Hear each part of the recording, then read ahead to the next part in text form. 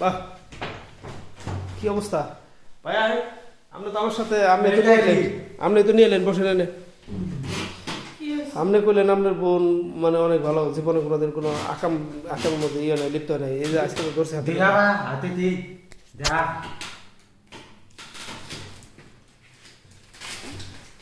আরে এটা করতে এটা কি মোটর বাজার? এটা কার?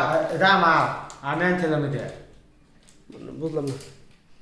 আমি এটা মোটর বাজানছি খাওয়ার লাগা। মোটর বাজার ও কয় ওর, আপনি কোন আপনার, আমি বুঝতেছি না তো বিষয়টা কার। এটা আমার তো আমি খাইতেছিলাম, আমার ডাবার দে। আরে রামা আমার তো তেরো দিন না আমি খাবো না, আমার কাছে না, এখন আমার আনবো। রামা এই আমার কাছে আমার মোটর বাজার দে। আরে আমার লাগা। এই শোনেন, আপনারা থামেন তো। ওরা দেখি এটা কি মোটর বাজার, এটা কি তুমি কিনছিলা? হ্যাঁ আমি কিনছিলাম। আচ্ছা, তুমি আমার কইলা দেখি যে তোমার বোন নাকি দরজা মধ্যে আটকায় কি দেখি করে, এখন তো দেখি মোটর বাজার খাইতেছে এনে। হ্যাঁ এই রোজ রোজ আমার মোটর বাজার চুরি করে নিয়ে যায়। আজকে ও আনছিল, আমি একটা চুরি করে আনছি। এনে লুকায় লুকায় খাইতেছিল।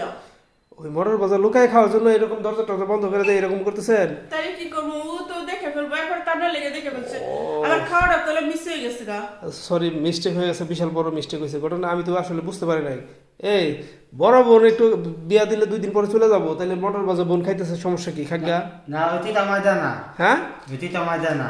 ও তোরে দেয় না, ও তো বিয়ে হইলে কয়দিন পরে যাবো গিয়া, তারপর তুই একাই তো খাবি, সমস্যা কি? না আমার তো দে।